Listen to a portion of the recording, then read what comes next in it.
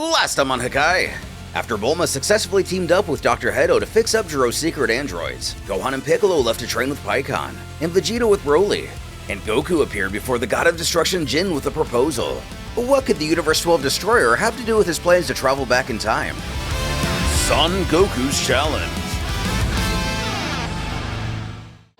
In Universe 7, Whis takes Vegeta, Broly, and the others to a unique and secluded dimension located within his mystical staff, creating a safe space for an intense battle where the two can fight freely without risk of damaging Beerus' precious planet.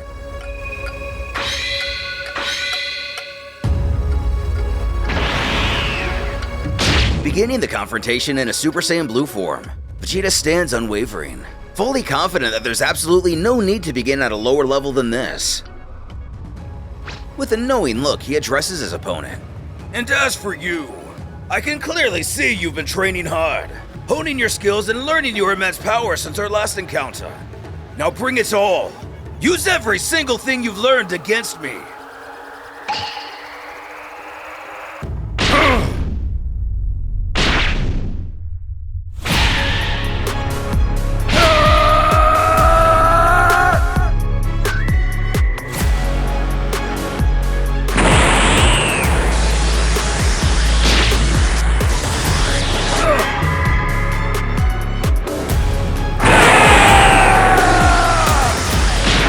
The undeniable power of raw, untamed Saiyan essence surging behind him.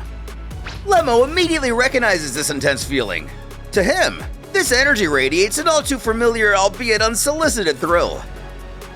One that brings back vivid memories of the wild events that took place on Earth. He knows that this is going to be just as intense, maybe even crazier, than anything they've encountered before. Meanwhile, as the powerful energy pulses through the dimension, Chilai feels its force knocking her slightly off balance. Her eyes widen with concern, silently hoping this not quite towering but indeed menacing brute won't hurt Broly. She can feel her anxiety building, her heart pounding with hope that her friend stays safe. It's a comment that Beerus possibly finds irritating, maybe even offensive given his recent shown interest in the girl. He scoffs dismissively at Vegeta and what he considers to be his ridiculous, overblown plans.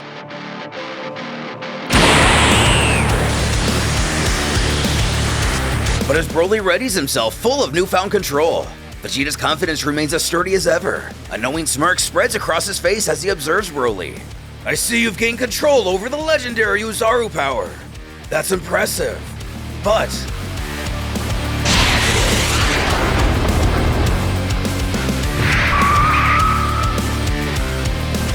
it's still far from enough!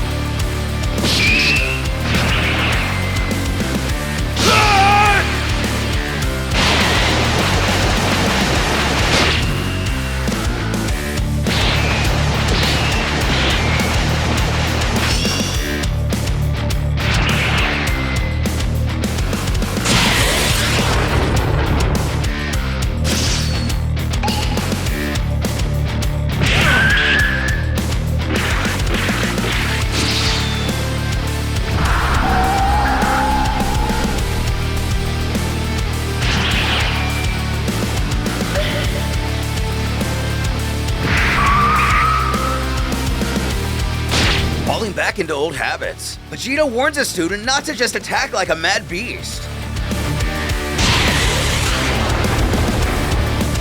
Think before you attack!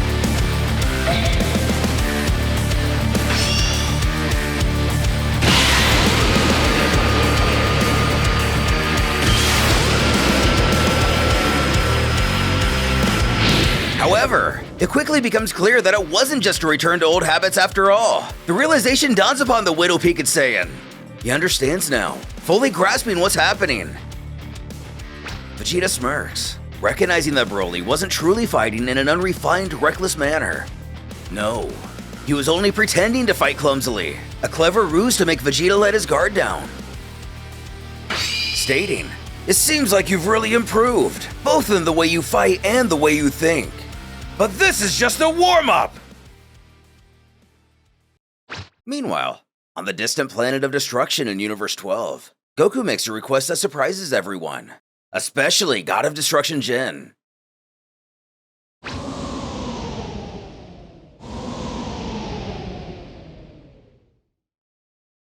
Goku humbly asks the powerful destroyer to help with something almost unheard of.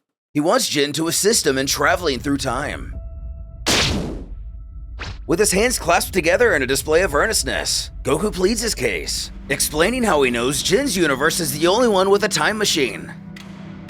If he tries to get one any other way, it'll take time he doesn't have. Jin's gaze sharpens as he considers this unusual request, his eyes narrowing with intense curiosity. How do you even know there's a time machine in this universe? He asks, his voice laced with both intrigue and suspicion.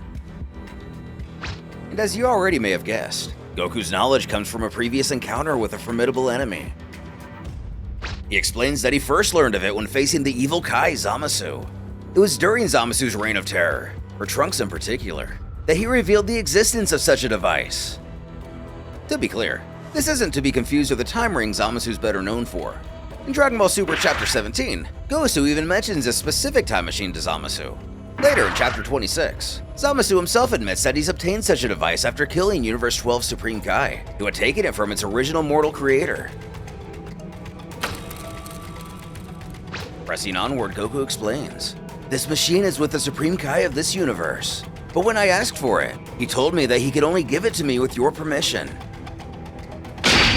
Giin then asks the reasonable question that anyone in his position would ask. Why does Goku want to go back in time in the first place? Revealing the answer, it's because of his energy of destruction. Curious, Giin gestures for the Saiyan to elaborate, encouraging him to explain exactly what he means by this unusual reasoning. We're taken back to Goku's deep meditation where he met with the Hakai Beast, who was the one who made the time travel demand in the first place. It was here, within the depths of his mind and spirit, that he first encountered the strange creature. It explains. Exactly, more specifically, to a time before your home planet was destroyed. Still puzzled and not fully understanding, Goku furrows his brow as he voices his confusion. He questions the Hakai Beast. But how will this help me use your power better? You see, your body is already strong enough to withstand all the power I can offer you. But if your mind isn't prepared enough, you'll never make it. You have always trained your body and mind, so your mind is almost as strong as your body. However, your mind is incomplete because there is a missing part of you. As long as this part remains missing, you will not be able to understand the essence of the power of destruction. But there's a missing part of Goku? What does he mean? When you were a child, you hit your head hard and lost part of your memory. A part of your memory that is a part of you. All of your Saiyan memories are gone. Memories that are linked to your origin. And that are very important to the formation of your inner self. Mentally, you were never complete, Goku. And that is the main reason you were not prepared for the power of destruction. Recovering these memories will bring back a very important part of your consciousness and make you whole. This way, you will be ready to understand and master my power. With Giin now a little more informed, that makes sense. But you know that time travel is against the laws of the gods, right? Do you expect me to take punishment for you for the sake of some training that might not even work? And about that, Goku has an idea. Or rather, a proposition. How about they fight for it?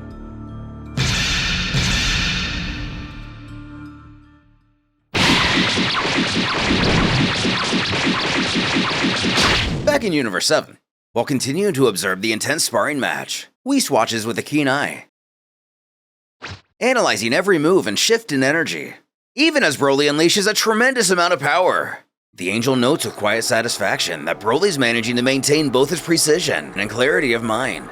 Unlike before, Broly's movements are not wild or erratic. Instead, they're controlled, guided by reason rather than pure instinct.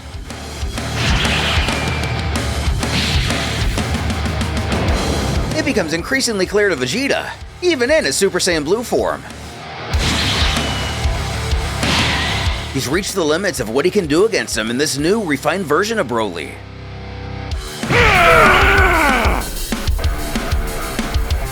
Seemingly letting Broly land that last attack.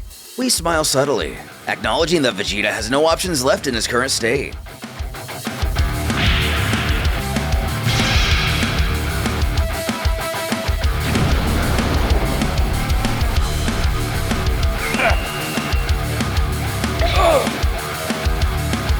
The Prince echoes the same reasoning as the Angel.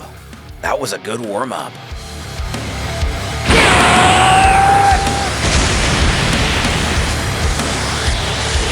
Utilizing Ultra Ego, now it's time for the real fight.